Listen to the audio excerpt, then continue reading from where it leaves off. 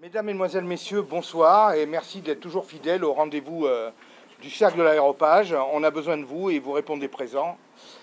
Et croyez-moi, ça nous fait chaud au cœur. Alors ce soir, je vais présenter le professeur Jean-Louis Harwell. Et comme je viens de lui dire, est-ce que moi je peux présenter le professeur Harwell? Parce que le professeur Harwell est éminent, tout le monde le connaît.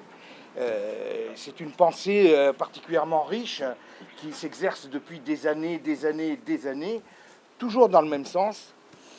Et le professeur Harwell, c'est une personne, je dirais, qui peut tromper l'ennemi facilement. Pourquoi?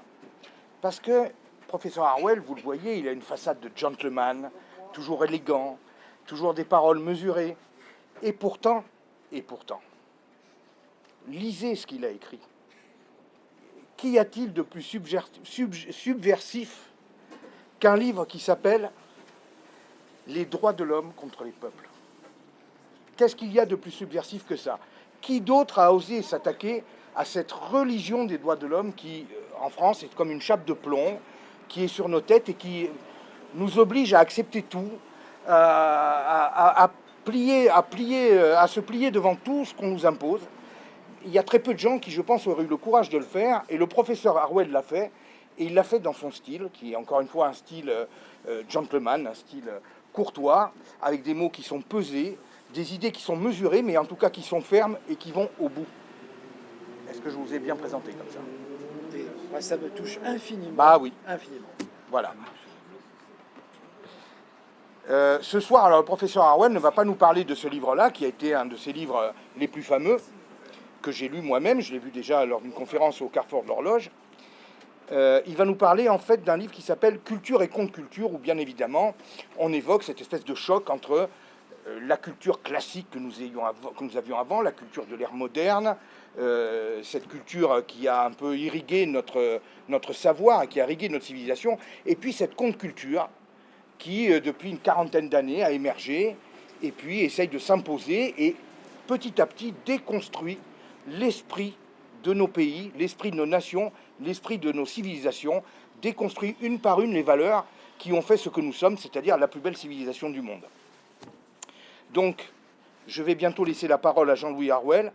Je tiens quand même, évidemment, parce que vous savez qu'au Cercle de l'Aéropage, on est en deuil, et je pense que vous aussi, de même que Radio Courtoisie, auquel je participe souvent, de même que le Carrefour de l'Horloge, auquel j'appartiens, notre grand ami Yvan Blot, qui était un des, moi je le dis, un penseur qui nous a éclairé de son esprit pendant des années, qui est décédé.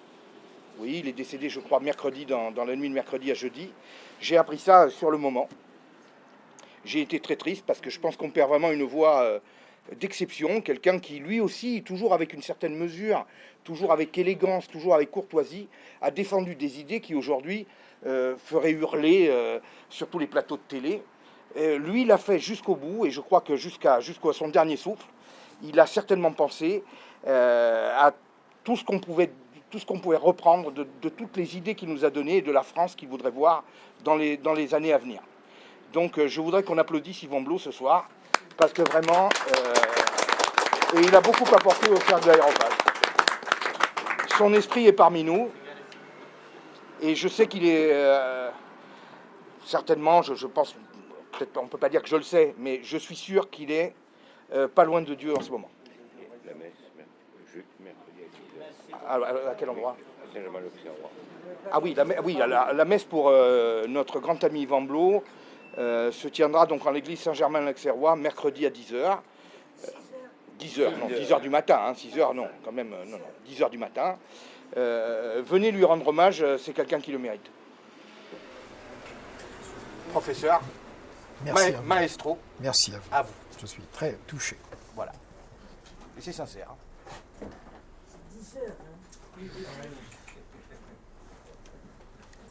Eh bien, après des propos aussi bienveillants que ceux que vous venez de prononcer me concernant,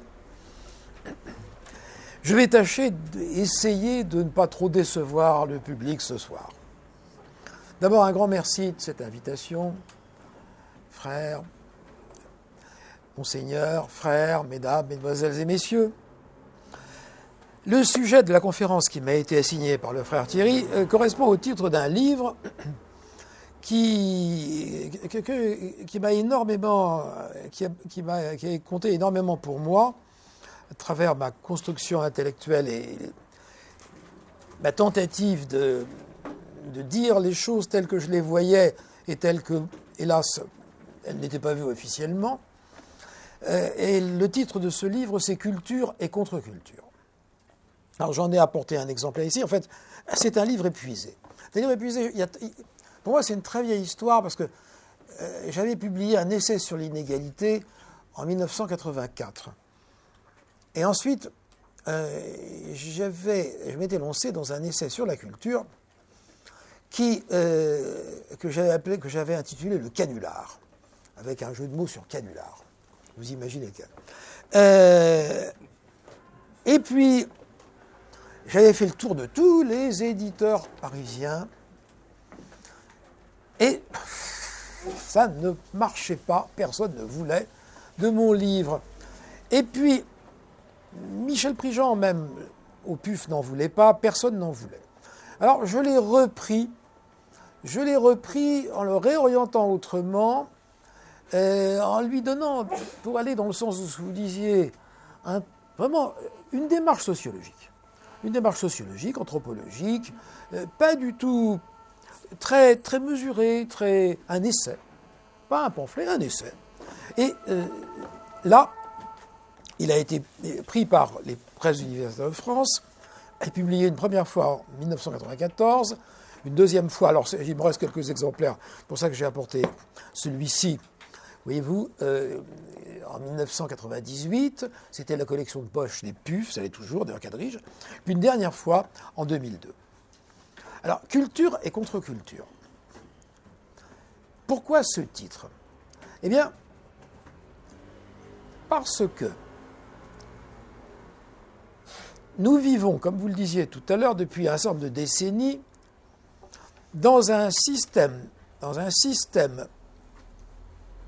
de prise de pouvoir dans le domaine de l'intelligence, de la morale, de la sociabilité, de l'art, un système qui s'efforce de supprimer, de déconstruire tout ce qui a constitué la tradition de la civilisation de l'Occident, de l'Europe occidentale.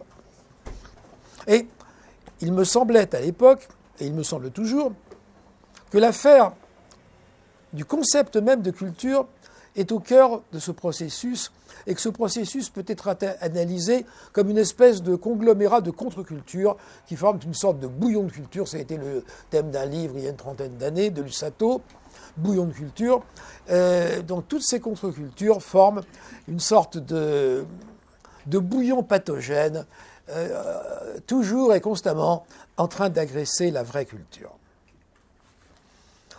Et au cœur de ce problème, au cœur de cette problématique, au cœur de ce conflit mortel pour notre civilisation, il semblait aussi à des gens comme Alain Finkielkraut, et il semblait aussi à un sociologue comme Raymond Boudon, que l'emploi même du mot culture, dans le sens large qui lui est donné, tout est culture, était véritablement un enjeu.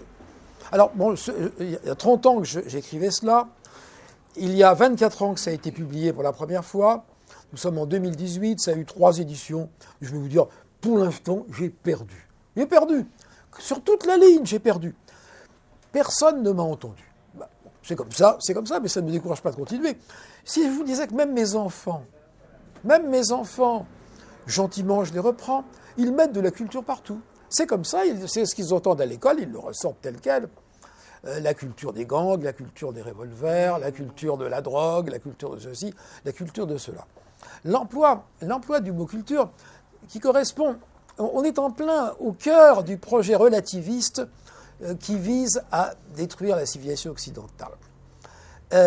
Cet emploi du mot culture, il s'esquisse dans la deuxième moitié du XIXe siècle et il triomphe au XXe siècle sous l'influence d'un grand anthropologue, Malinowski. Et c'est pas par hasard, parce que Malinowski, c'est un Polonais, mais il est né sujet autrichien. Il a émigré aux États-Unis, et il a évidemment Et il a évidemment apporté aux États-Unis la conception germanique de la culture au sens très, très large, qui n'est pas tout à fait aussi large que la conception sociologique ou anthropologique, mais qui est tout de même très large. Donc tout est culture. Tout est culture, et le fait que tout soit culture est le cœur même de l'entreprise des contre-cultures. Alors, à propos des contre-cultures, permettez-moi de lire quelques lignes à propos de ce qu'on appelle vraiment la contre-culture, qui est un élément historique daté des années 60, la contre-culture des 60s, qui vient des campus américains, qui se traduit en France par mai 68 et tout ce qui va suivre. Et voici ce que j'écrivais en 1992. La contre-culture qui est haine de sa propre civilisation et haine de l'idée même de civilisation. Le passé est haï au nom de sa dimension socialement inégalitaire. C'est le temps où les gens de théâtre proclament qu'ils n'ont que faire de Shakespeare et de son théâtre élitaire, écrit pour les gens de distinction et non pour le peuple. Mais surtout parce que la culture qui vient du passé est de ce fait ordre de l'esprit, de la pensée, qu'elle est chargée de sens. Toute chose que nie et veut détruire la contre-culture. D'où au théâtre le rejet du texte, l'invocation d'Artaud qui appelait à brûler les textes, le fait qu'une Judith Malina jouant Antigone rejette le texte, expression d'une pensée ordonnée, construite d'une analyse des idées et des sentiments qu'elle perçoit comme un carcan l'empêchant d'être elle-même, Judith Malina, constituant un obstacle intolérable à sa libre créativité. Car c'est bien de cela qu'il s'agit, abolir la mémoire, détruire le passé afin de libérer une créativité dont sont censées naître les valeurs de l'avenir.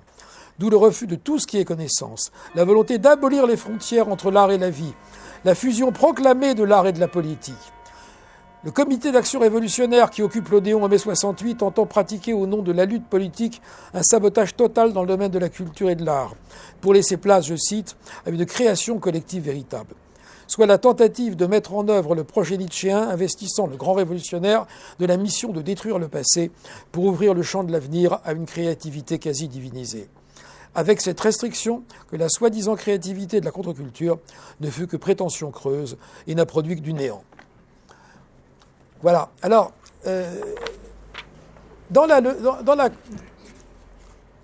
à contrario, j'entendais démontrer dans ce livre quelle était la vérité de l'art et de la culture, après des pages et des pages et des pages consacrées aux contre-cultures, et j'y reviendrai, quelle était la vérité de l'art et de la culture. Et l'annonce du plan de ce chapitre 7 me semble se suffire à lui-même. Elle me semble se suffire à elle-même, l'annonce, voulais-je dire. Le lait d'un passé chargé de sens, dans lequel la vie, la mort avaient un sens, grâce à des croyances qui transcendent l'individu. Bon, c'est tout simple. Et je donnais des tas d'explications et d'exemples. 236, excusez-moi. Oui.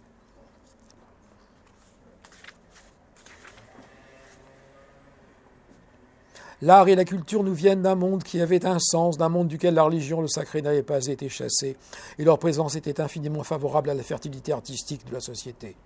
Durant des millénaires, la religion et le sacré furent l'une des grandes sources d'inspiration de l'art, et souvent la principale.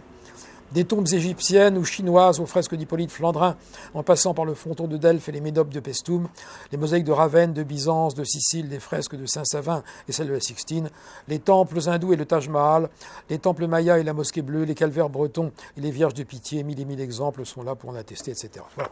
Ça, c'était le premier aspect, le lait d'un passé chargé de sens. Alors, il y avait la perte de la religion, mais également, dans la perte de sens, l'invasion de la technique moderne. Elle aussi contribue au désenchantement du monde qui laisse à l'homme un cosmos parfaitement utilisable mais vidé de sens. Marx avait bien vu cet effet de la domination de la nature par la technique. Vulcain et ses cyclopes n'étaient qu'amateurs comparés aux grandes Assyries et le paratonnerre mettait Jupiter en échec. Le deuxième élément dans cette vérité de l'art et de la culture, c'était le lait d'un passé pauvre et inégalitaire. Et ça fait grincer les dents. Paradoxalement, l'art et la culture ont fleuri dans le terreau d'un passé pauvre et inégalitaire, alors que les sociétés riches et inégalitaires, alors vous allez me dire qu'on est en train de s'appauvrir, c'est plutôt bien, peut-être que la culture va renaître. Bon. Vive le sous-développement, on pourrait dire ça. Bon. En tout cas, À l'époque où l'Occident a été riche et égalitaire, on ne peut pas dire que l'art et la culture y aient fleuri.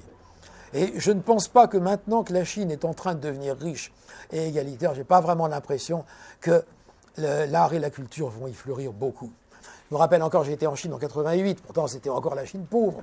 Mais déjà, j'avais été frappé par le côté complètement kitsch de ces Bouddhas en plastique en bord de plage. Évidemment, ça, on est loin, on est infiniment loin, même de la grande civilisation artistique de la Chine. Et j'ai des pages à ce sujet, l'importance du mécénat, le fait que la pauvreté n'était pas la conséquence de l'inégalité, mais que grâce à l'inégalité, face au phénomène de la pauvreté, la pensée et l'art ont réussi à fleurir sur ces sociétés. Et que finalement, cette pensée et cet art, nous en sommes les héritiers et les bénéficiaires, dans la mesure où nous voulons bien continuer à nous en souvenir. Le troisième élément, c'était le lait d'un passé c'était le lait d'un passé techniquement limité. L'idée que l'art et la pensée se sont d'autant plus développés de matière féconde qu'elles rencontraient des obstacles.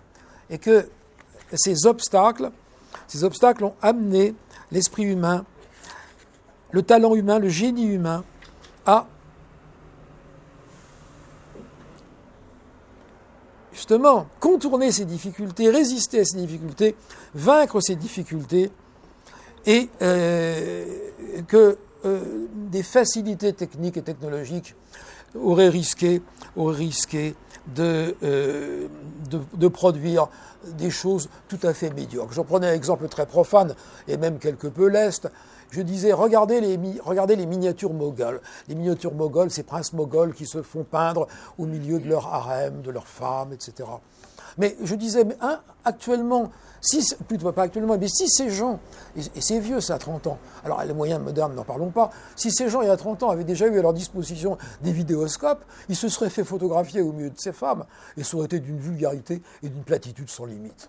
Voilà.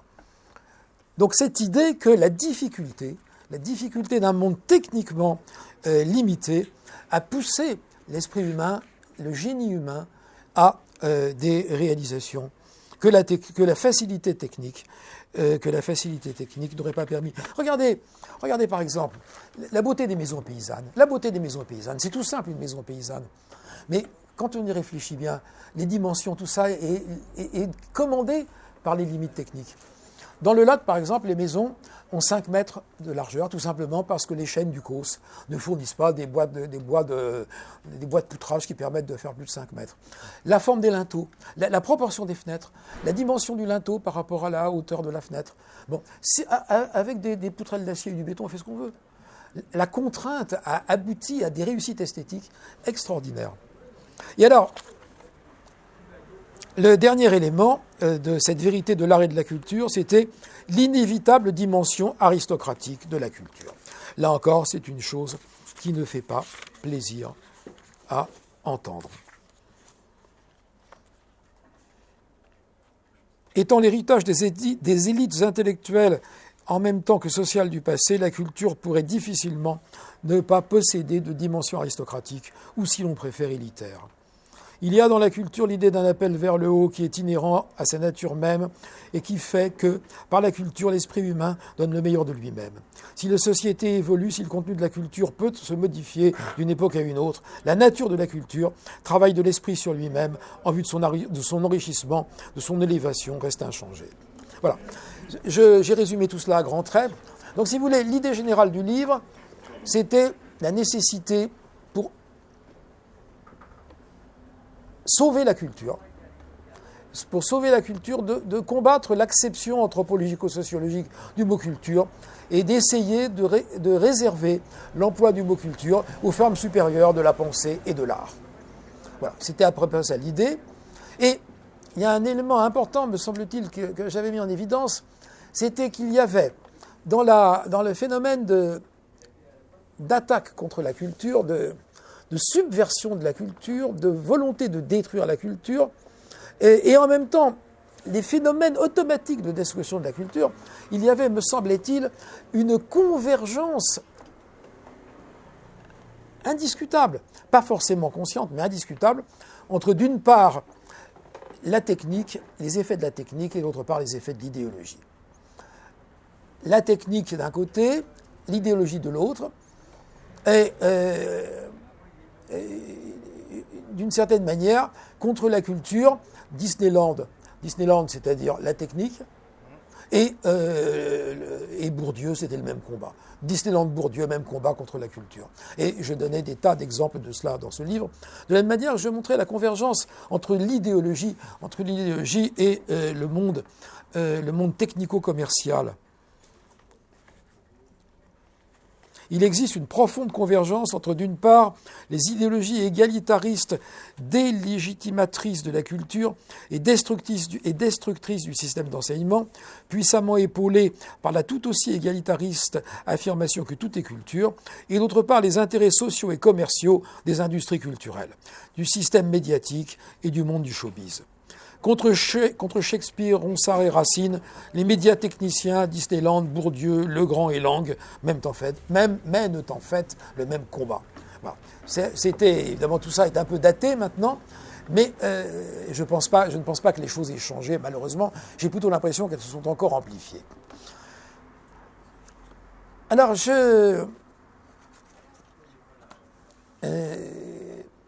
dans ce livre, je consacrais un très long chapitre à ce qui me paraissait être l'un des grands coups frappés à l'aube du XXe siècle dans le domaine de l'intronisation des contre-cultures, c'est-à-dire la modernité artistique. Et parce qu'au fond, à beaucoup d'égards, mai 68, c'est une espèce de happening dadaïste, c'est le surréalisme, etc.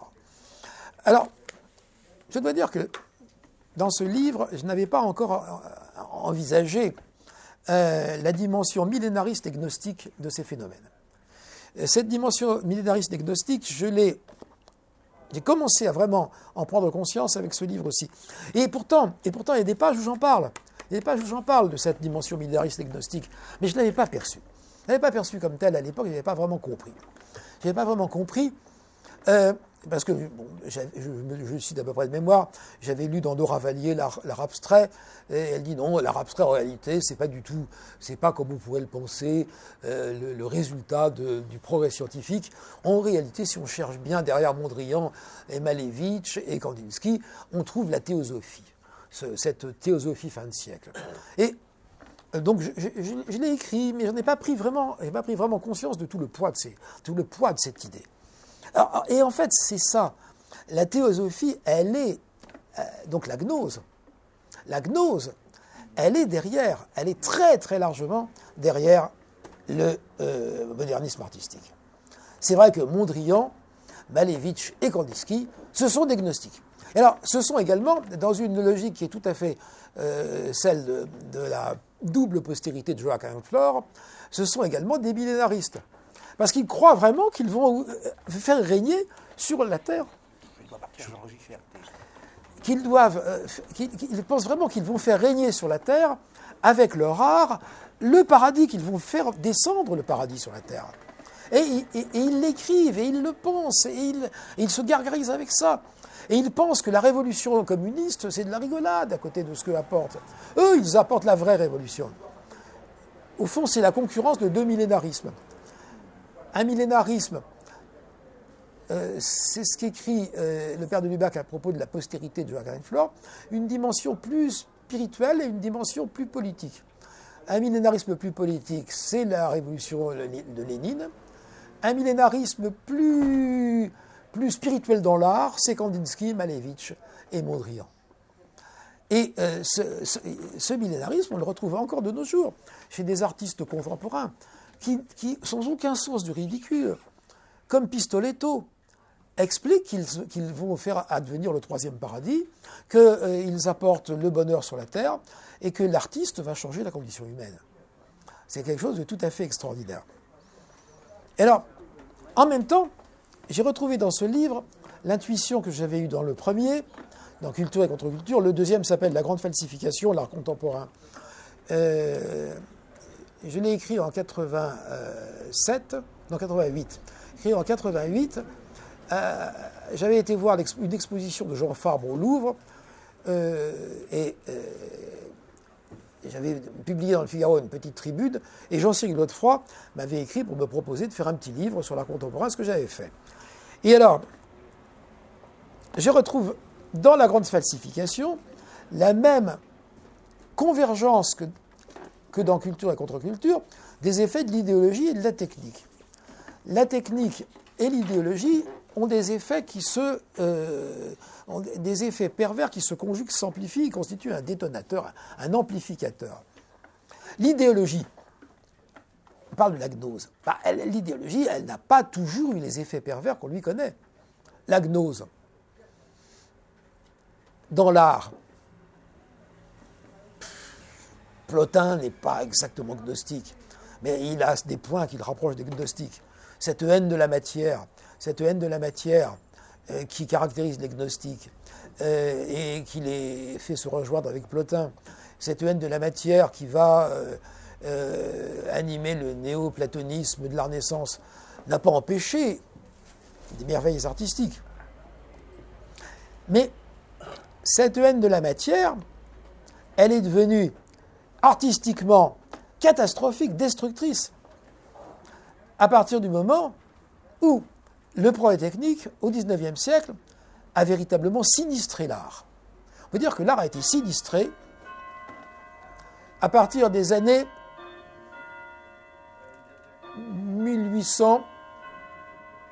1850-60. Lorsque Paul Delaroche, vous savez qui est Paul Delaroche, bien sûr, c'est un grand peintre académique, c'est le gendre d'Horace Vernet. Leurs maisons sont côte à côte, leurs hôtels particuliers sont côte à côte rue de la Tour des Dames, à côté de la maison de Mademoiselle du Chénois et de celle de Mademoiselle Mars. Donc dans la Nouvelle-Athènes, la rue de la Tour des Dames, vous avez l'hôtel particulier de Paul Delaroche et celui de son beau-père Horace Vernet. Eh bien, Paul Delaroche, quand il a vu les premiers daguerreotypes, a dit « ce jour, la peinture est morte. La peinture est finie ». Et c'est vrai que la photographie a terriblement sinistré la peinture. On n'imagine pas ce qu'a été le monopole des peintres et des dessinateurs pendant des millénaires. Actuellement, dans le monde, il se prend, avec des appareils portables, vous savez, il se prend des millions de photos tout le temps. Tout le monde fait tout le temps des images. C'est hallucinant. Eh bien, le jour où Marie-Antoinette est partie au supplice, dans sa charrette, sa charrette a emprunté la rue Saint-Honoré. C'était au milieu de milliers et de milliers de Parisiens. On n'en a aucune image, sauf une. Un tout petit dessin qui a été fait par David, on le sait, il est grand comme ça. Quand on le voit, c'est hallucinant, il est tout petit, le dessin de Marie-Antoinette sur sa charrette. En quelques minutes, en quelques instants, alors qu'elle passait dans la rue Saint-Honoré, David, comme ça, a saisi son portrait, sa ressemblance de manière rapide, mais en même temps extraordinaire. Eh bien, c'était ça, c'était le monopole millénaire des artistes pour donner une figuration du réel ou du réel imaginaire. C'est-à-dire quand on présentait, quand Fra Angelico représente le paradis terrestre, et il est clair qu'il n'y est pas allé pour le représenter, mais ses lectures et son imagination et le monde et les choses belles du monde réel lui donnent l'image des choses qu'il a envie d'y mettre. Et il est certain que la reproduction des formes sensibles et des formes du monde sensible et du monde visible par les artistes n'a jamais été une reproduction photographique. C'est toujours une sublimation. Il y a toujours une sublimation. Une coloquinte par Zurbaran, c'est plus qu'une coloquinte. Et pourtant, c'est aussi une coloquinte. C'est ça qui est extraordinaire dans l'art. Eh bien, l'art... Jean Fourassier, qui était le plus grand économiste, l'économiste français le plus connu de l'époque des Trente Glorieuses, ce terme qu'il a forgé, c'est lui qui l'a inventé, les Trente Glorieuses. Eh bien, Jean Fourassier expliquait que le progrès technique détruit des rentes de situation. Tout progrès technique détruit une rente de situation. eh bien, les peintres et les dessinateurs avaient une rente de situation qui était aussi ancienne que l'art. Cette rente de situation a été brusquement détruite. Il y avait des milliers et des milliers de gens qui en vivaient, de l'art et du dessin. Alors, ceux qui ont été le plus terriblement et le plus brutalement touchés par la photographie, ça a été les gens qui travaillaient pour la clientèle moyenne et populaire.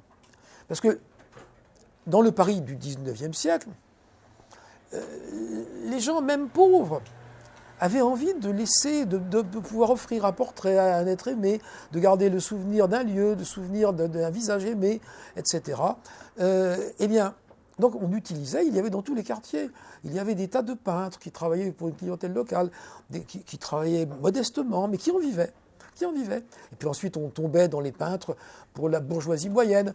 Chez Balzac, c'est Pierre Grassou. Pierre Grassou, il ne se faisait pas un portrait entre la barrière du trône et le faubourg Saint-Antoine sans que Grassou n'en fût l'auteur. Et puis, il y avait les peintres qui travaillaient pour la très haute société. Alors, ceux qui ont été frappés de plein fouet, ce sont les peintres de portraits qui travaillaient pour le public ordinaire. Alors, ceux-là, en 10 ans, ils ont été détruits, rayés de la carte. Ils ont fermé leurs ateliers. Certains se sont établis photographes. Un tout petit nombre se sont établis photographes. Puis beaucoup ont été ruinés. Ils ont fini dans la misère. Comme on vivait autrefois. Autrefois, il n'y avait pas... En dehors de l'Église qui, pendant 2000 ans, a eu le monopole de ce qu'elle avait inventé, parce que ça n'avait jamais existé avant, c'est-à-dire le service public de l'assistance, le service public de l'enseignement, avant que ce ne fût laïcisé en France, eh bien, ça n'allait pas au point, cette laïcisation de l'assistance, dans la France de 1850-60, n'allait pas au point de donner des allocations aux peintres qui perdaient leur emploi. Ils mouraient de faim, c'est tout.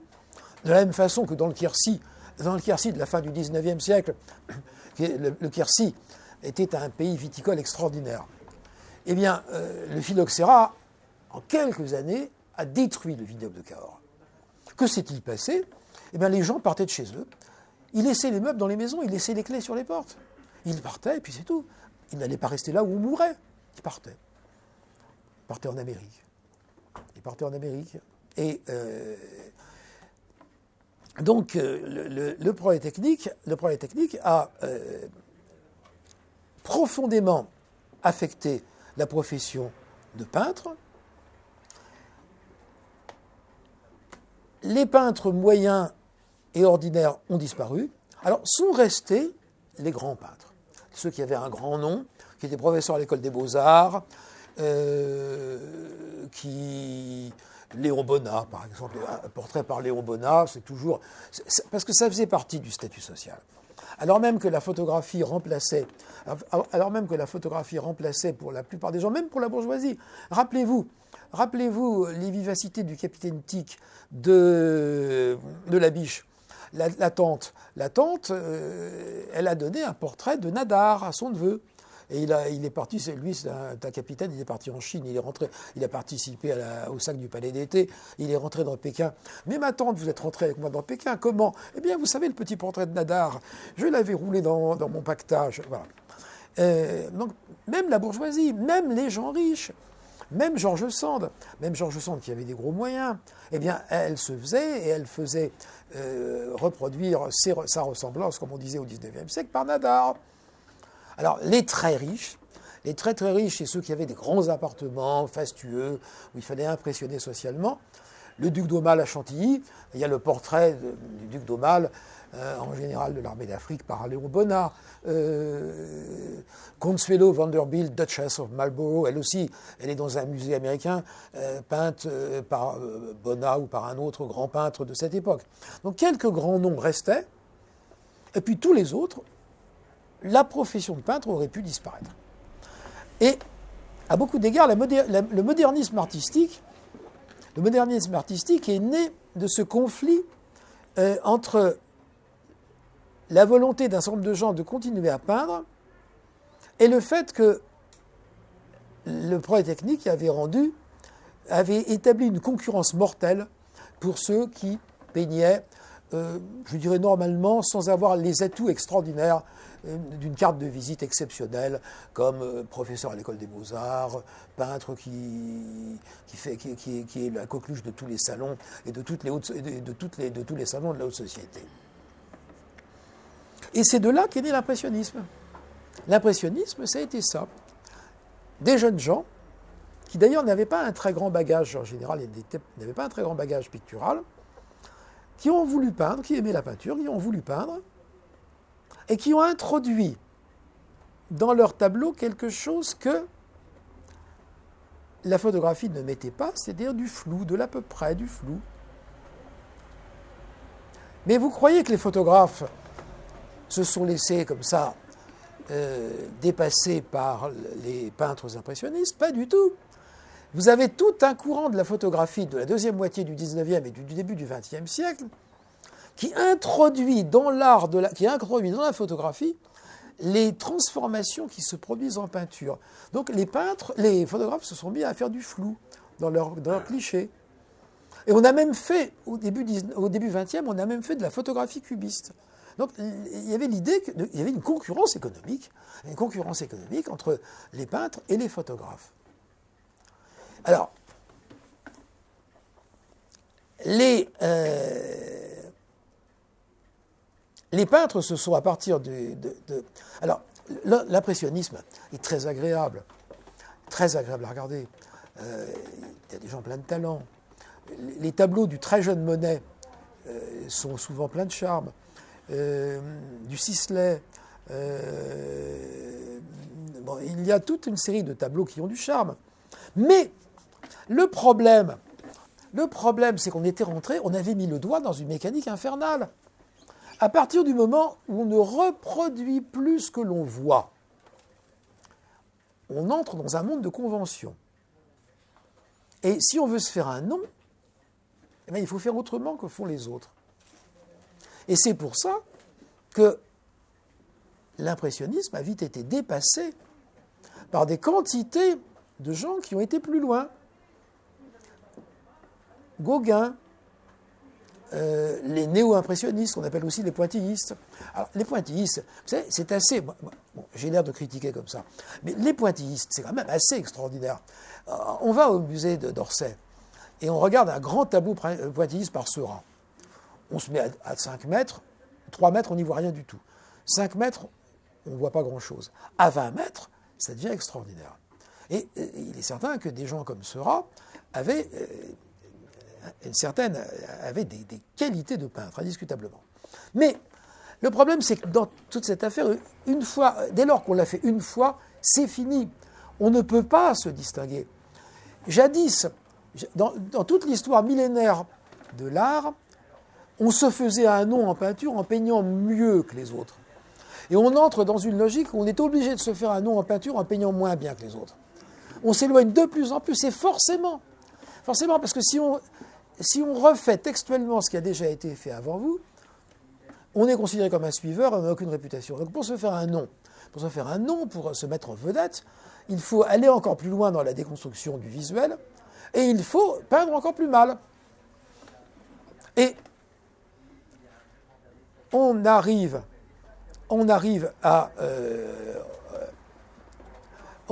donc au fauvisme, on arrive à Gauguin, qui n'est pas fauve, mais qui n'en est pas loin. Et on arrive à des théorisations du mal peindre. On arrive à des théorisations du mal peindre, comme celle de Aurier. Aurier, qui est un grand critique d'art, qui est un critique d'art réputé. Très progressiste, qui fait l'apologie de Gauguin, et qui explique qu'il ne faut surtout pas peindre ce qu'on voit, parce qu'en ne peignant pas ce qu'on voit, eh bien on risque de s'approcher de la réalité qui est derrière les apparences. Et là, on tombe dans la gnose. On retombe dans cette idée, on retombe dans l'idée gnostique, au fond, que la création est mauvaise, que le monde visible est mauvais, que le bien est derrière le monde visible, que le monde visible n'étant pas une création divine, mais une création du méchant démiurge ou de l'imbécile Caliban Yahweh,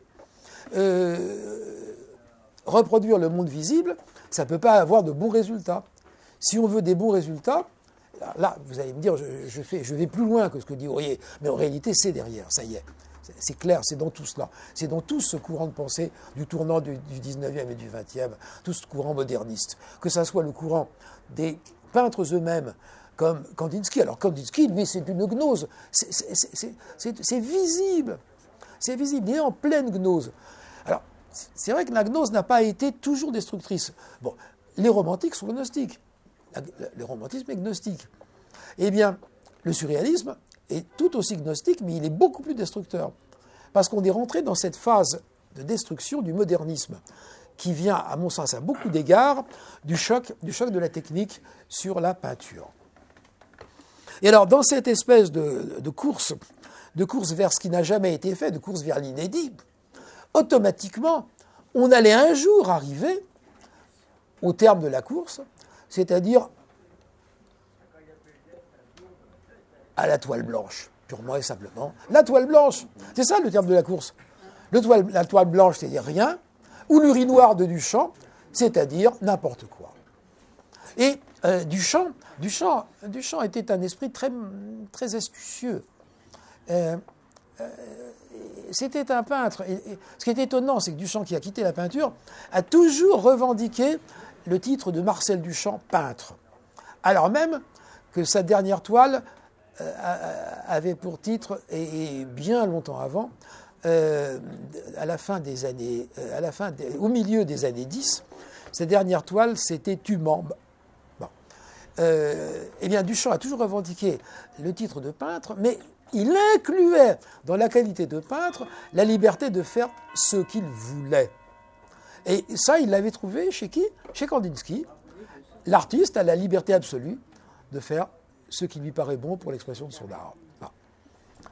Et donc, on aboutit à ça. Cette course hallucinée aboutit fatalement en passant par le fauvisme, l'expressionnisme, le cubisme, l'abstraction, le néant. Et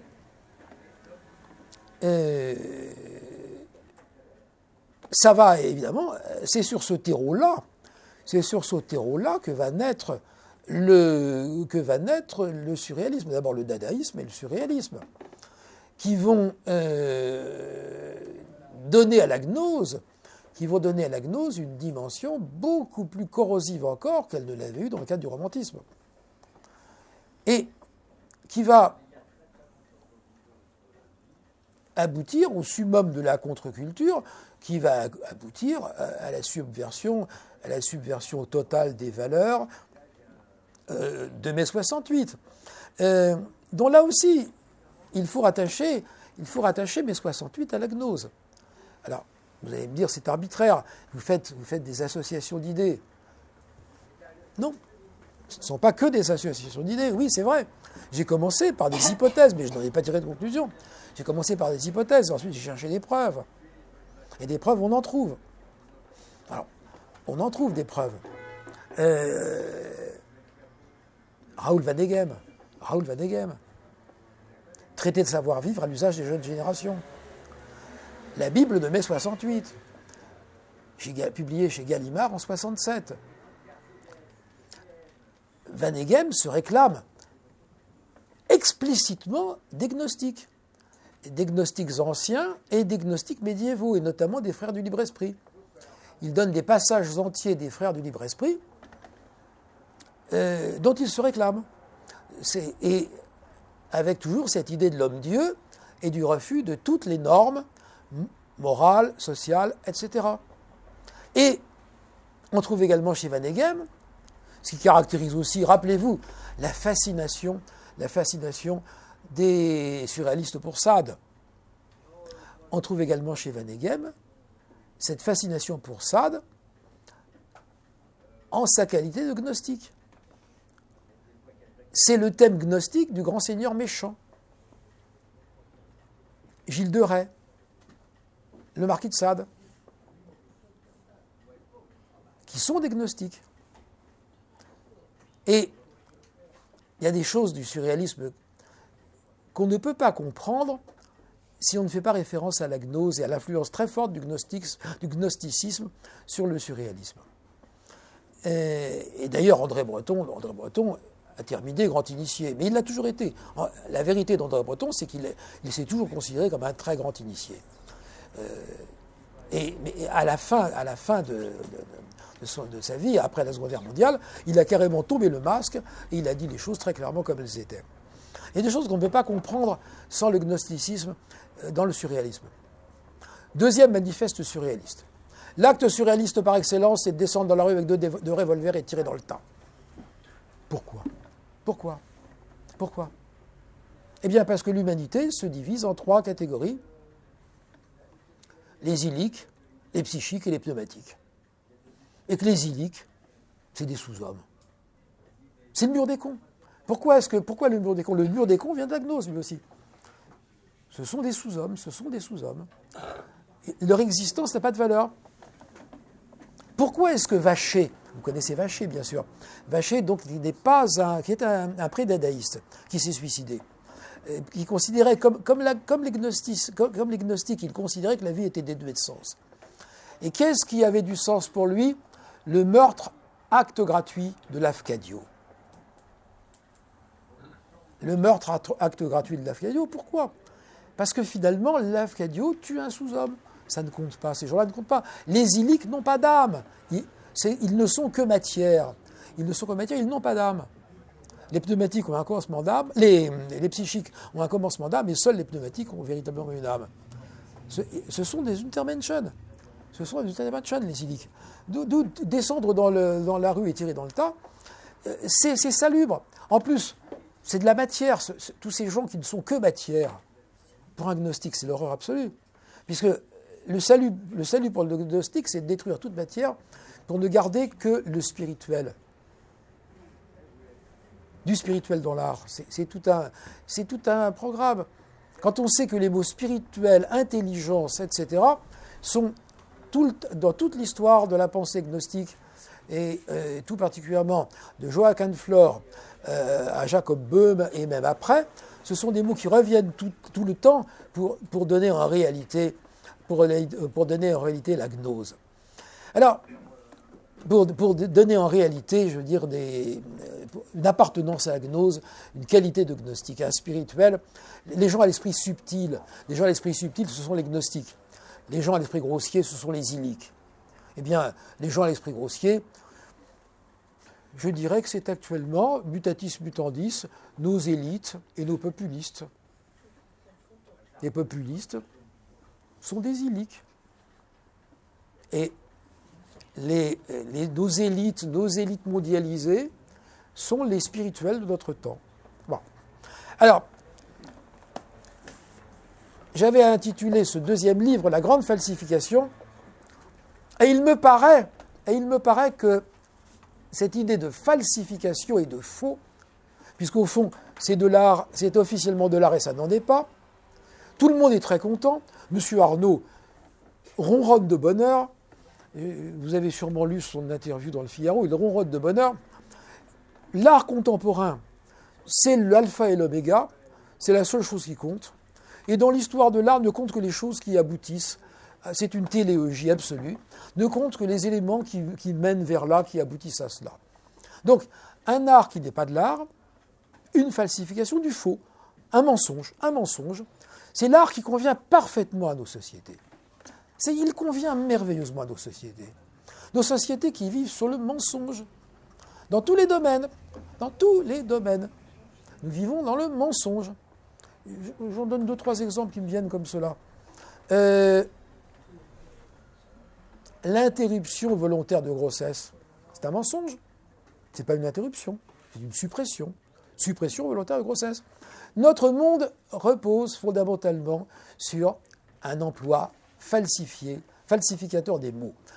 La plupart des mots que l'on emploie dans le langage de la pensée dominante sont des mots qui induisent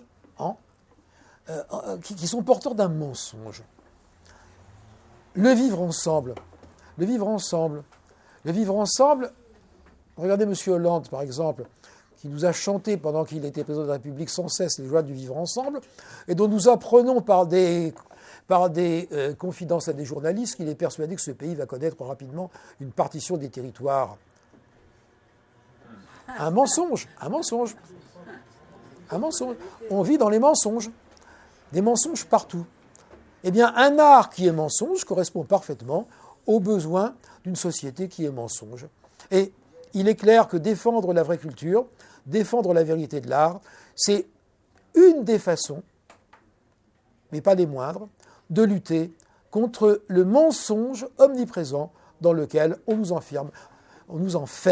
On nous dit également que la mondialisation, c'est forcément le bien-être du monde entier. Mais c'est vrai, la mondialisation, c'est très bien. La mondialisation, ça a permis à plusieurs centaines de millions de Chinois de vivre agréablement, et tant mieux pour eux. Mais ce qui n'avait pas été dit au moment où on s'est lancé là-dedans, au moment où Walmart a conclu directement avec le pouvoir communiste chinois pour délocaliser ses productions dans les années 1980, il n'avait pas été prévu que ça allait conduire au chômage et à la désindustrialisation des secteurs entiers de l'Amérique, des États-Unis. Bon. On vit dans le mensonge. On a fait l'Europe. Moi, je suis très européen. Mais j'ai écrit également un livre, Revenir à la nation, parce que l'Europe telle qu'on nous l'a fait, non. Il vaut mieux revenir à la nation. Après tout, et l'euro, on nous raconte des sottises sur l'euro. On nous ment. L'euro. Regardez la Suède. La Suède, après tout, elle se défend beaucoup mieux que la France économiquement. Mais si on regarde bien son système social et ses lois sociales, le carcan social suédois n'a pas grand-chose à envier à la France. Alors, c'est vrai qu'il y a des éléments, je dirais, de mentalité et de mœurs. Oui, pour culture, je préfère les mentalités et les mœurs. C'est beaucoup plus précis. Tocqueville disait que les peuples démocratiques aiment les mots rapides, aiment les mots ronflants qui rendent l'expression rapide et la pensée imprécise. Eh bien, l'emploi du mot culture qu'on met à toutes les sauces à notre époque fait tout à fait partie de cela. Et le mot culture, l'emploi à tous azimuts du mot culture, je préfère infiniment une formulation qui soit distincte à chaque fois et qui corresponde à une réalité qu'on met en dessous, une réalité, une chose précise. On nous dit donc, alors je reviens à la Suède. La Suède, peut-être qu'une des raisons de son succès économique, du fait qu'elle résiste assez bien sur le plan économique alors même qu'elle a beaucoup de raisons de pâtir, c'est qu'elle n'est pas dans l'euro. Et ça pourrait être un élément à prendre en compte. J'ai publié dans le Figaro il y a quelques années un article qu'ils ont intitulé, parce que ce n'était pas mon titre, Angela Merkel ou la revanche du Saint-Empire. Eh bien, et j'expliquais une chose, que j'avais travaillé ce sujet qui m'avait intéressé, que depuis qu'il y a une concertation monétaire en Europe, il y a d'abord eu le serpent monétaire européen dans les années 70, puis le système monétaire européen et ensuite l'euro. Eh bien, on a toujours sous-évalué le mark et surévalué le franc. Parce que si on n'avait pas sous-évalué le mark, eh bien, les produits allemands auraient été trop chers à l'exportation. Eh bien, le résultat de tout ça, c'est que déjà dans les années 1980, Raymond Barre était obligé d'aller en Allemagne pleurer pour permettre au franc d'être un peu dévalué, parce qu'il voyait bien que ça ruinait l'industrie française. Et le phénomène n'a fait que croître, embellir et s'amplifier. Résultat, dans les années 60-70, les Allemands moyens et modestes achetaient beaucoup de Renault. Eh bien, ils n'en achètent plus, mais ce sont les Français qui achètent des Mercedes. Les Renault sont trop chers pour les Allemands, les Mercedes sont trop bon marché pour les Français. Voilà, la parité qui a été construite, les prix, au moment où on a fixé les prix français en euros et les prix allemands en euros, on a surévalué le franc et sous-évalué le mark, et on en meurt. Il y a bien sûr dans les causes, et c'est pour ça que l'article, Jacques Juillard a fait un article intelligent dans le Figaro il y a quelques jours, en disant pour sauver l'Europe, il faut faire une France-Allemagne. Mais non, malheureusement pas, monsieur Juillard, malheureusement pas, ne fût-ce que parce que, déjà avec ce simple fait de la monnaie unique, eh bien, ce pays est ruinée de manière sournoise et en permanence, et que l'Allemagne en bénéficie également en permanence. Donc il y a deux éléments dans la désindustrialisation de ce pays qu'est la France. Il y a bien sûr les délocalisations, la mondialisation, et puis il y a l'élément monétaire. Donc on vit sur des mensonges, et il n'y a pas plus beau mensonge que l'art contemporain pour être l'art emblématique d'un monde qui meurt dans le mensonge. Je vous remercie.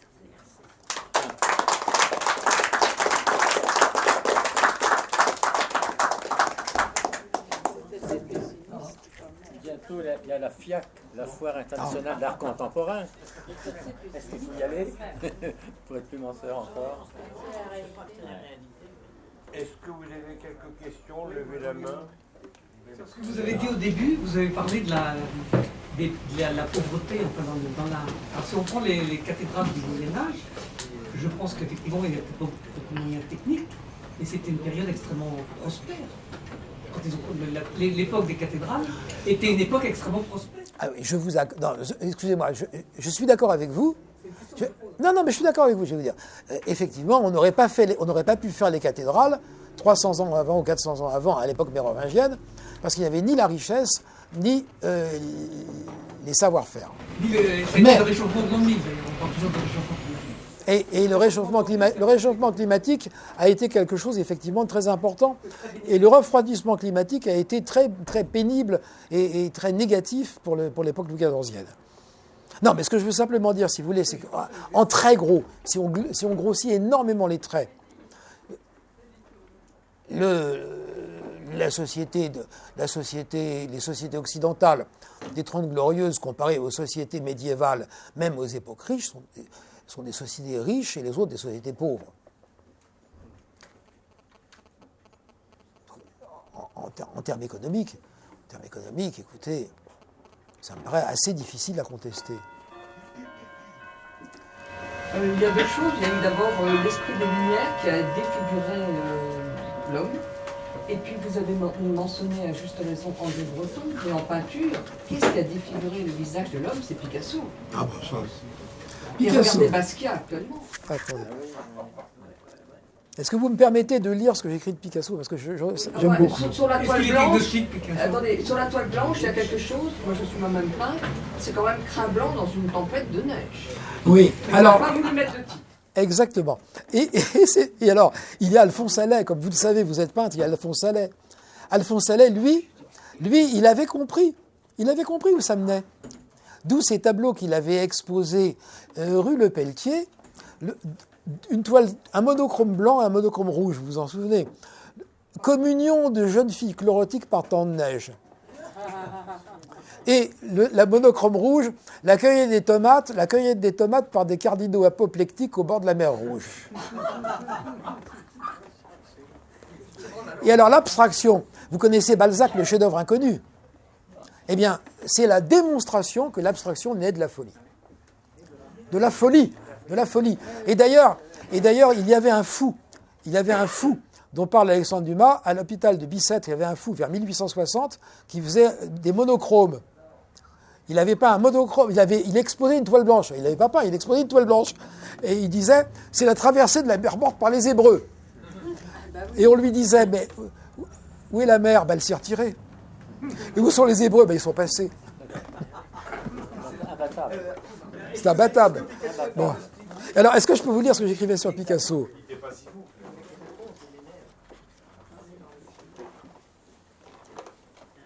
Utrillo aussi, il était complètement comateux.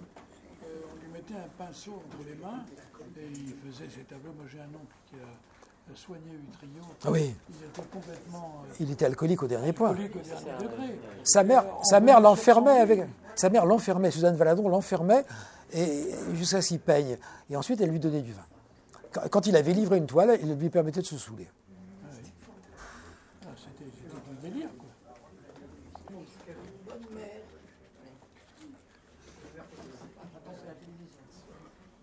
Je ne sais pas si je vais retrouver mon passage, parce que...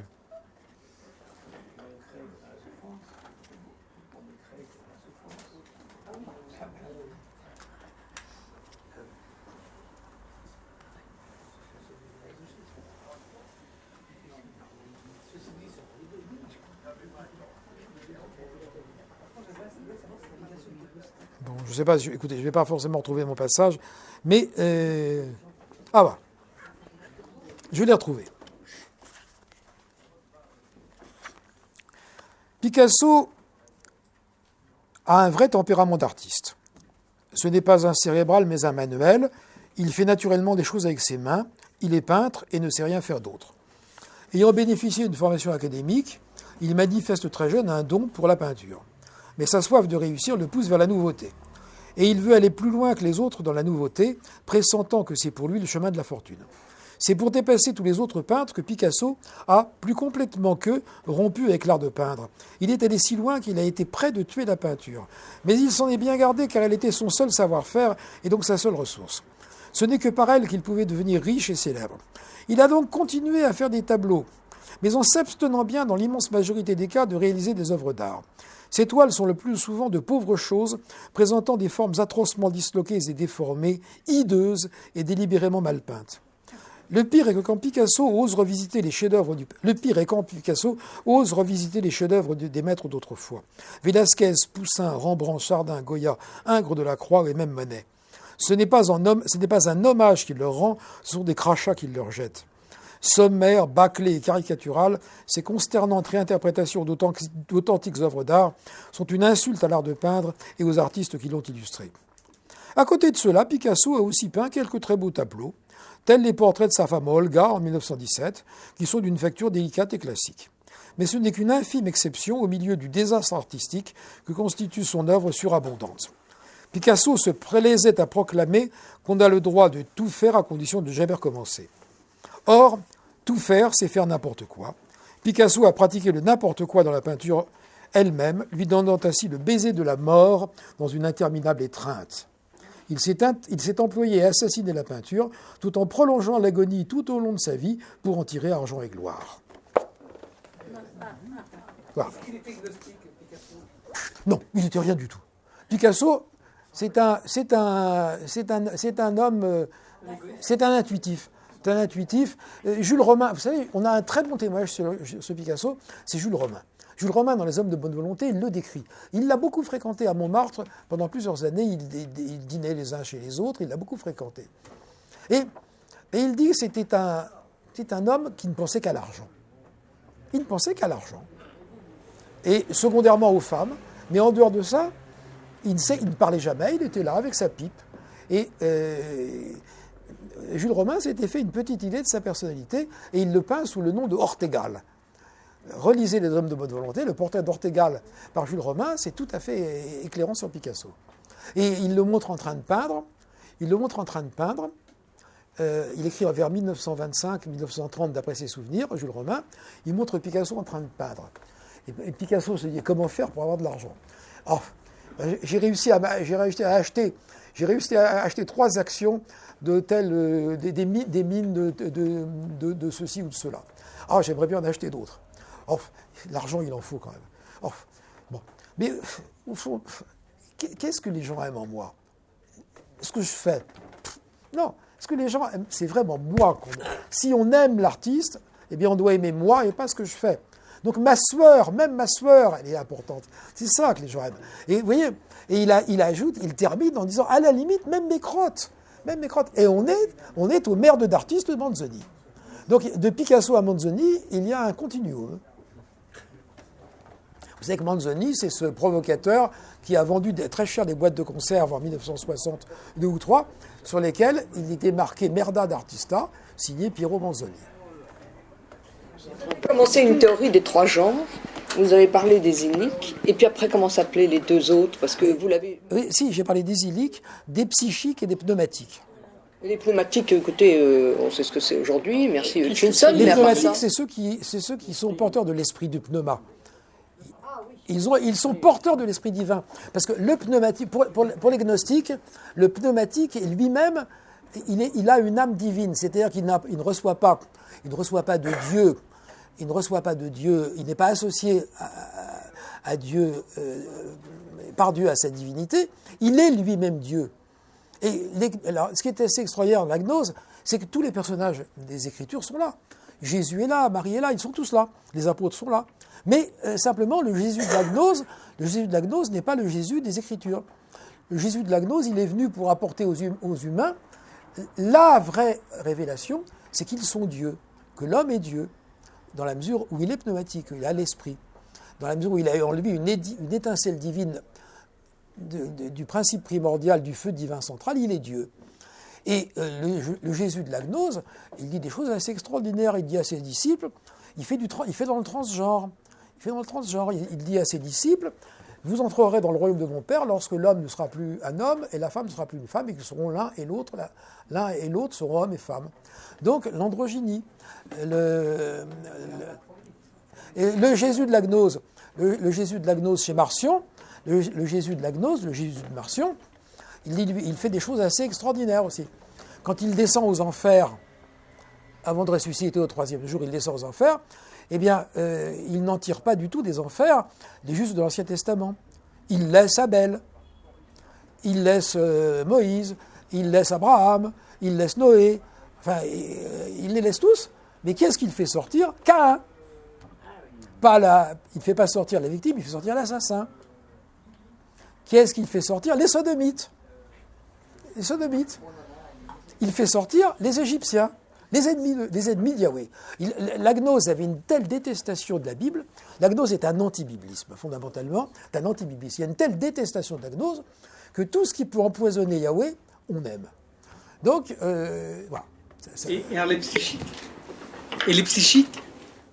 Alors, les psychiques, c'est une catégorie intermédiaire. Le pneumatique, lui, a la certitude qu'à sa mort, il est déjà Dieu sur la terre. Il est déjà de nature divine, et il sait qu'à sa mort, son âme divine va rejoindre le feu divin central, va rejoindre le néant divin. Si vous voulez, c'est pas loin à certains égards du bouddhisme.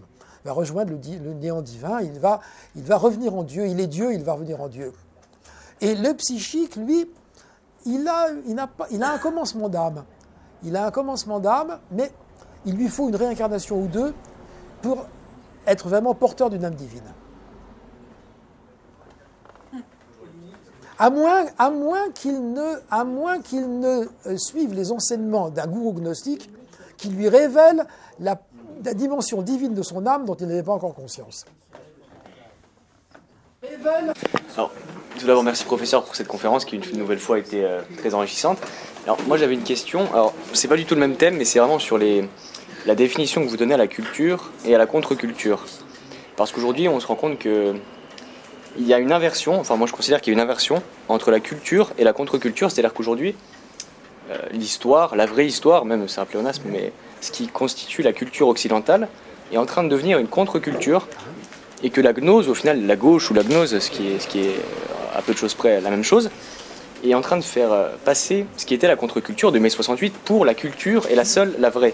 Et qu'au final, ce qui est la vérité est en train de devenir quelque chose de marginalisé, de dégradant, de rétrograde. Et je voulais savoir ce que vous pensiez de ce sujet. Et quelles limites qu'est-ce que la contre-culture et qu'est-ce que la culture si au final elle est... Je crois que vous l'avez bien dit. Vous l'avez bien dit. La contre-culture, elle est affublée du nom de culture. Elle est affublée du nom de culture. Toutes les productions les plus éloignées de la culture reçoivent le label culturel. Tout est culture. Quant à la vraie culture, elle est considérée comme une chose vieillotte et ringarde, et on parle à peine de culture. On l'appelle culture bourgeoise, on l'appelle avec mépris culture bourgeoise, culture cultivée. Tout ça, c'est très méprisant. Et c'est une subversion. C'est-à-dire qu'on est cul par-dessus tête. C'est-à-dire qu'effectivement, ce qui est la vraie culture devient quelque chose de minoritaire, de méprisé, de contesté, de la même manière que l'histoire authentique, et vous le savez, est méprisée, contestée, et que ça devient maintenant une histoire idéologique. Une histoire mondialisée qui seule est la vraie histoire, et que l'authentique histoire que nous connaissons, et qui a été construite par un millénaire d'analystes dans les monastères, puis dans les cours conférencières, et puis partout, et par des générations de gens qui ont fouillé les archives, cette histoire-là, elle elle est désavouée, méprisée, répudiée. C'est un procès. Ce sont des procès en sorcellerie. Ce sont des procès en sorcellerie. Elle est diabolisée, méprisée. Et effectivement, il est urgent. Enfin, il est urgent. Il faut combattre, il faut inlassablement combattre, il ne faut pas se résigner, c'est tout. Moi, j'aurais tendance à me résigner. Ça fait 30 ans ce que je dis là, ça fait 30 ans que je l'ai écrit. J'ai l'impression que je n'ai rien fait, au contraire. Bon. Et bien, malgré tout, il faut continuer. Vous savez, je me souviens, quand j'étais enfant, j'avais lu un vieux livre d'un dissident soviétique qui avait été publié dans les années 50, qui était dans un coin de l'appartement de mes parents. Et qui disait qu'il vaut mieux allumer un lumignon dans le noir que de rester dans le noir. Voilà, c'est tout. Allumer un lumignon, c'est déjà quelque chose. Regardez ce que dit Philippe de Villiers dans son dernier livre. Il dit qu'il suffit de 1000 personnes qui sortent des catacombes, chacun avec une vérité, une lumière. Ça peut faire basculer les choses. Rien, l'histoire est irrationnelle et rien n'est jamais joué. Oui, je pense plutôt par rapport à l'intervention précédente qu'en fait une certaine élite conserve la culture ancienne, mais que simplement elle est censée servir de faire-valoir à la nouvelle culture. Un petit peu comme ce que dit, comment il s'appelle, Guy Debord dans La Société de spectacle, comme quoi dans la société de spectacle, le vrai est un moment du faux. Donc la culture ancienne subsiste au moins dans l'élite, mais comme faire-valoir à côté de l'art contemporain. Vous avez parfaitement raison. C'est ce que j'appelle les fausses équivalences. Vous avez parfaitement raison. C'est ce que j'appelle les fausses équivalences, c'est-à-dire qu'il y a la culture authentique demeure et elle est effectivement l'apanage d'étroites élites. Mais ces étroites élites, on les garde bien dans une sorte de réserve à l'indienne. Ces étroites élites n'ont pas accès aux médias, n'ont pas accès à la grande presse, n'ont pas accès... D'ailleurs, bon, elles ne le souhaitent pas toujours. En tout cas, on se garde bien de leur donner vraiment la parole. On continue à valoriser les grands noms de l'histoire de l'art. Mais, comme vous dites, comme faire valoir, ça sert en fait à donner un élément valorisant, ça sert à donner un échelon valorisant aux productions ineptes de notre époque. C'est le système des expositions à Versailles. Ça donne immédiatement un label de qualité, un label de beauté, un label de grandeur. On peut mettre les pires inepties. Sont-ils obligés de jouer ce jeu, les jeunes dans leurs examens actuels, le baccalauréat? Ils sont obligés. Ils sont formatés. Moi j'en ai connu qui m'ont dit, moi je récite le catéchisme comme si j'étais en Union soviétique. Mais je continue à penser ce que je pense, mais si je le mets dans ma copie, je me tire une balle dans la tête. Donc il y a une minorité de jeunes qui sont d'authentiques résistants, mais qui sont obligés d'écrire noir sur blanc le contraire absolu de ce qu'ils pensent. Sinon, ils n'auraient pas le bac. Ils n'auraient pas le bac, c'est tout. S'il vous plaît, est-ce que le catharisme est proche de la gnose? Ben, c'est la gnose, c'est une gnose. Alors, dans la gnose, il y a une haine de la matière qui fait que la pire horreur, et alors là encore, on rejoint l'avortement, pour la gnose, la pire horreur, c'est la reproduction, faire des enfants.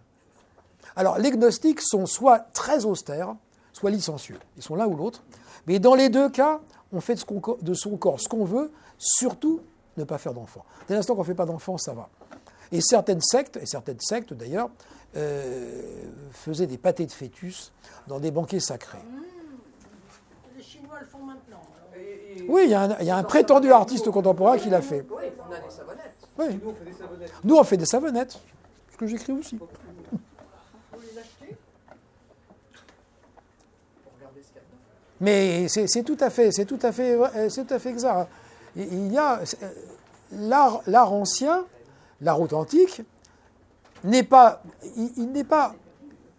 nié, il n'est pas rejeté, mais il est utilisé pour servir, comme vous le disiez, de faire valoir à toutes les inepties, à tout le non-art. J'appelle ça le NAC, non-art contemporain. À tout le non-art, tout le mensonge sur lequel on vit. Contemporain, vous voulez dire. Mais ça, c'est de qui? Qu'est-ce qui a fait ça? Le sport, en tout cas, maintenant, c'est devenu presque dans le dictionnaire. Mais alors, il faudrait faire une révolution, si je comprends bien. Encore une autre?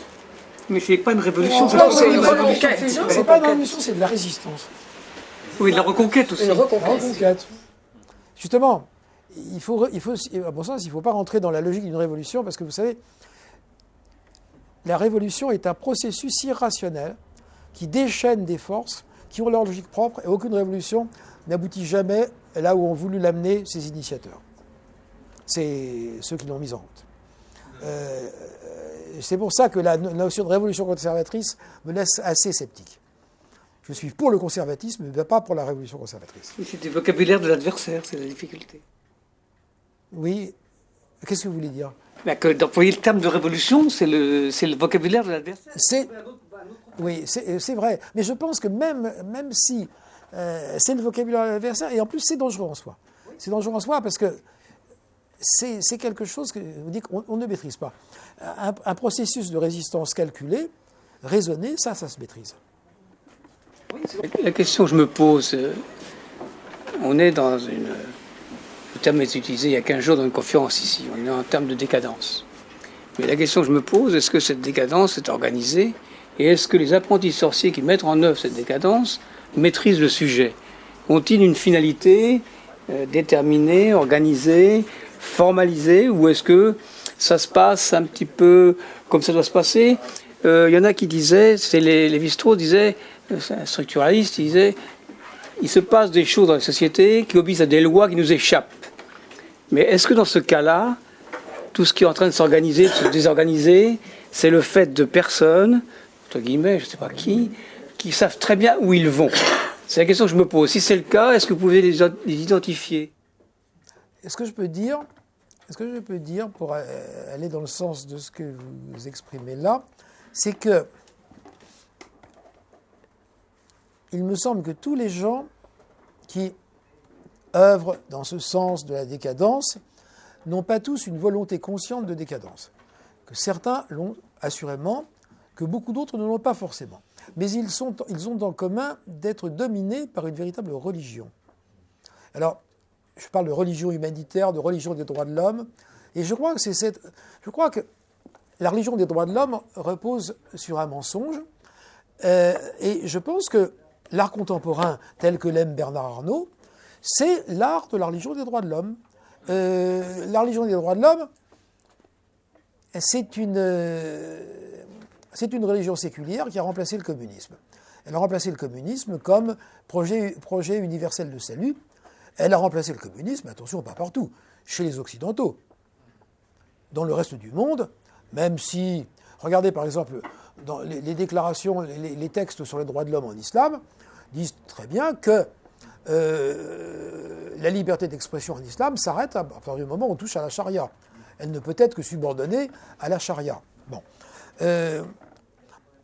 Tout le monde communie à travers le monde dans la célébration des droits de l'homme, et les seuls à y croire vraiment sont les Occidentaux. Et c'est suicidaire. Ça les mène à leur perte. Ça les mène à leur perte, c'est indiscutable. Si vous permettez, la première escroquerie au point de vue idéologie et intellectuel, c'est de ne pas définir l'homme. On parle des droits de l'homme, mais on ne veut surtout pas le définir, ou on le définit à minima, c'est-à-dire dans le sens de Darwin, c'est-à-dire que l'homme qu'on prétend mettre sur un piédestal, en fait, c'est King Kong, c'est tout. C'est pas l'homme spirituel, ce n'est pas l'homme qui a une dimension mystique. Je vous rappelle qu'aujourd'hui, c'est la Sainte Thérèse d'Avila. Bon, donc, quelque part, Sainte Thérèse d'Avila, qui est docteur de l'Église, etc., nous présente quand même l'être humain comme un être spirituel dont la finalité est la spiritualité, dont la finalité de l'intelligence, de tout effort, de la vie en général, c'est la spiritualité, alors bon, au sens large. Alors que tout à l'opposé, ce qu'on appelle les droits de l'homme aujourd'hui, c'est le triomphe de King Kong, c'est tout. Je dirais oui de King Kong si vous voulez, ou je dirais de l'homme-machine de la maîtrise. Oui, en fait, tout ça c'est du nihilisme. Oui. Et de toute façon, les droits de l'homme, les droits de l'homme sont viciés au départ par une chose, par un élément très simple. C'est que la Déclaration des droits de l'homme du 26 août 1789 évoque la raison d'être de la société, la raison d'être des sociétés humaines comme la préservation des droits de l'homme.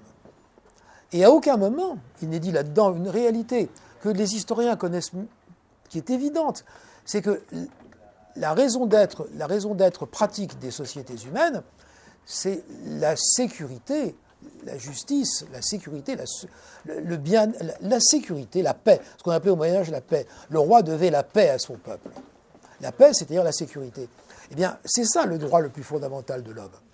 Et si le Brésil a voté comme il le vote, c'est tout simplement parce que les Brésiliens sont conscients que la liberté et l'égalité, quand on n'a pas la sécurité, ben, ce sont des chiffons de papier. Et que le vrai premier, si les hommes ont des droits, le premier de ces droits, c'est indiscutablement la sécurité de leur famille, de leurs proches, de leurs biens. C'est ça le premier droit de l'homme. Les autres, c'est pas des... De la vie. Mais bien sûr, malheureusement, on assiste aujourd'hui à une explosion de l'avortement, de l'infanticide en général, du viol des enfants, etc. Tout ça sont des atteintes à la vie. Absolument. Et c'est un droit de l'homme. Au lieu de quoi, alors, de toute façon,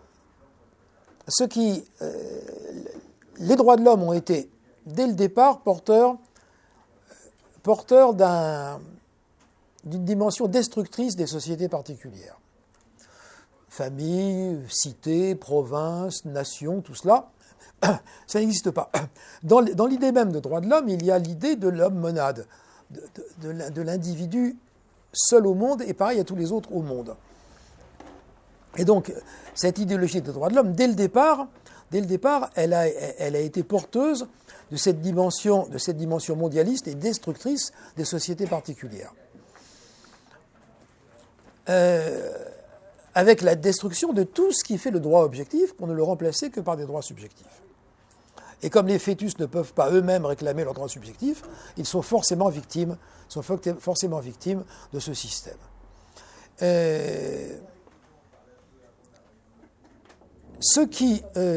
Alors, cela a été en Occident, cela a été atténué pendant un siècle et demi par le fait que on a appliqué cela en mettant moins l'accent sur l'homme que sur le citoyen. Et que, jusqu'à la Seconde Guerre mondiale, on a plutôt déclaré ce qu'on appelait sous l'Ancien Régime des libertés publiques. Parce que la notion de liberté publique n'est pas une invention de la Révolution. L'Ancien Régime connaissait la liberté publique. Mais alors, le tournant, c'est le milieu du XXe siècle, au point que certains historiens en arrivent à se demander si les droits de l'homme, deuxième manière, celle des rights of man, des human rights, je veux dire, actuels, auraient le même fondement philosophique que les premiers. Alors, il est évident qu'ils ont le même fondement philosophique, mais il est évident également qu'ils ont pris une autre dimension et que c'est devenu une religion millénariste, une religion d'État, et que cette religion, eh bien, elle est en train de détruire la liberté publique. Au nom des droits de l'homme, on détruit la liberté publique. Et le pape François, dont je ne fais pas toujours mes délices, a tout de même, l'autre jour, dans des propos qu'il a tenus à propos de l'avortement, il a quand même dit qu'on détruisait la vie au nom des droits allégués par d'autres acteurs. Et donc que ces droits invoqués par certains acteurs sociaux aboutissaient au massacre des autres. Voilà. Il a mis longtemps à le dire. Hein. Mais il l'a dit. Écoutez, Gaudeamus, il l'a dit. Mais je ne crois pas. Il était responsable aussi de ce qui se passait en Argentine, quand on foutait les filles enceintes pour les couples stériles américains. Et vous n'allez pas me dire qu'il ne savait pas ça maintenant, parce qu'il dit ça, on va bientôt le béatifier. Non, c'était... Il faut le béatifier tout le monde. Non, là c'était... En tout cas, pour moi, c'est un martionnite.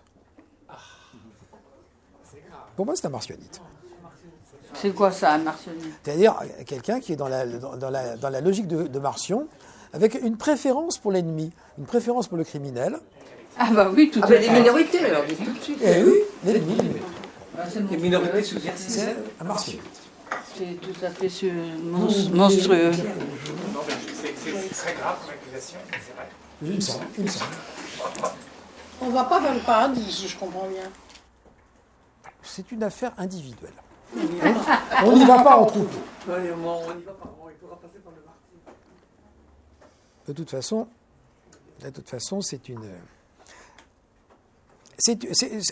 L'un des éléments de l'hérésie millénariste, c'est que les millénaristes prévoient un salut terrestre et un salut collectif. À propos de la question des droits de l'homme, est-ce que le problème n'est pas surtout que les libertés fondamentales étaient fondées sur le droit naturel? Les droits de l'homme, ancienne manière, étaient fondés sur Kant. Du coup, il y a quelque chose de très paradoxal, c'est que la morale kantienne ne suppose pas qu'elle s'applique à des êtres humains, comme Kant le développe longuement dans les fondements de la métaphysique des mœurs, que sa morale ne parle pas d'êtres humains en général, mais simplement de sujets doués de conscience. Donc les droits de l'homme sont des droits fondés sur une morale qui ne parle pas de l'homme, celle de Kant. Et les droits contemporains, ça serait peut-être plutôt fondé sur du John Rawls. Non, mais il y a quelque chose dans ce que vous dites, mais il me semble quand même que, même si la Troisième République a fait de Kant son grand homme, elle sait bien... Même la Troisième République n'a pas vraiment développé les droits de l'homme tels qu'ils sont dans la Déclaration. Il me semble que pendant un siècle et demi, on s'en est tenu, en gros, on me donnera des exemples à contrario, il me semble qu'on s'en est tenu en gros aux libertés publiques. Ensuite, on a introduit les droits sociaux. Ça a été une première sous l'influence, sous l'influence des pays communistes, on a introduit les droits sociaux et des courants, et déjà de la pensée communiste. Et puis, enfin, on a introduit le règne du droit subjectif sans limite et de la non-discrimination posée comme principe absolu qui est l'alpha et l'oméga. Et tout cela, et surtout, ce qui nous a longtemps sauvé des droits de l'homme, c'est que ce n'était pas du droit. C'est devenu du droit qu'en 1945. Avant 1945, ce n'est pas du droit. Et c'est pour ça que ça marchait à peu près. Je dis bien à peu près. Après, à partir de 1945, ça devient du droit. C'est dans la Constitution. À partir du moment où on a un juge constitutionnel en 1958, le juge constitutionnel risque de s'en mêler. Alors au début, il ne l'a pas fait, c'est vrai. Mais à un moment donné, il a sauté le pas, et il s'en est mêlé. Et à ce moment-là, on entre dans le gouvernement des juges, et finalement, le gouvernement est remplacé par la gouvernance, et le règne de la loi est remplacé par l'état de droit dont le maître suprême est le juge. Alors, à l'intérieur, le Conseil constitutionnel, et à l'extérieur, dans le cadre de la Convention européenne des droits de l'homme, la Cour de Strasbourg. Et c'est finalement la Cour de Strasbourg qui est au-dessus de tout. La Cour de Strasbourg a été saisie. La Cour de Strasbourg a été saisie d'un recours contre la Constitution suisse. Vous savez, la disposition de la Constitution suisse adoptée par référendum qui interdit la construction de minarets, eh bien, la Cour de Strasbourg a été saisie. Elle ne s'est pas déclarée incompétente en disant que c'était une disposition constitutionnelle adoptée par référendum et que donc ses pouvoirs s'arrêtaient là. Elle a simplement dit que la partie qui avait introduit l'instance n'avait pas intérêt pour agir. Dans ce cas-là, il s'agit tout simplement d'une application du principe de Kant, comme quoi l'universalisme de la morale fait que la religion musulmane doit avoir les mêmes droits que les autres religions, notamment celle d'avoir des minarets. C'est ni plus ni moins que du kantisme appliqué. Certes. Donc vous voyez finalement que le kantisme est bien là aujourd'hui encore. Oui, mais il y a autre chose, je pense. Et puis c'est un kantisme qui n'est pas autonomiste. C'est pas la morale autonome de Kant, en ce sens où c'est une morale qui se veut tout de même comme hétéronome. Il ne faut surtout pas être d'accord parce que c'est notre idée personnelle. Il faut être d'accord parce que c'est l'idée l'idée de la pensée dominante. Ouais, c'est intéressant ce que vous dites, mais je crois quand même que fondamentalement, on s'est protégé pendant 150 ans du kantisme, en évitant que les droits de l'homme fussent du droit. En évitant que les droits de l'homme fussent du droit, on s'est protégé du kantisme, qui, me semble-t-il, a dès le départ les mêmes effets subversifs. Et il me semble que dès la déclaration de 89, les effets destructeurs du kantisme sont là. Et que les droits de l'homme sont la destruction des sociétés particulières, dès le départ. Évidemment, puisque Kant est universaliste, donc pour lui, le but est un but, comment il s'appelle il a écrit une histoire d'un point de vue cosmopolite, donc le but de la morale kantienne est cosmopolite par définition. Oui. Mais malgré tout, malgré la révérence qu'avait la Troisième République pour Kant, puisqu'elle en avait fait sa morale officielle, on s'est quand même préservé de la virulence kantienne, en évitant d'en faire du droit. Tant que ce n'était pas du droit, tant que ça n'était que des principes moraux qui n'étaient pas applicables par le juge, ça restait dans le domaine des discussions morales. Quand c'est devenu du droit, et ce qui est dramatique maintenant, c'est que c'est devenu du droit. Oui, mais ce qu'il y a aussi, je pense, c'est qu'il y a au moins deux Kant. C'est-à-dire que le Kant, par exemple, des fondements de la métaphysique des mœurs, est beaucoup plus concret, tout de même, a beaucoup plus de sens pratique que celui de la critique de la raison pratique. Oui. Donc il y a un kantisme conservateur. Oui, à un certain moment, le kantisme aboutit à obéir à l'État. Ça, c'est indiscutable. À un certain moment, la morale kantienne aboutit à obéir à l'État. Cet aspect-là, même le libéralisme, pendant très longtemps, le libéralisme a été implicitement conçu dans le cadre des sociétés nationales et dans l'intérêt de la société nationale. Et ça n'est que depuis quelques décennies que le dogme libre-échangiste est pratiqué comme une religion. Que le libéralisme est pratiqué comme le marxisme, comme une religion séculière, c'est-à-dire comme un principe sacré qui doit apporter sur la terre le paradis.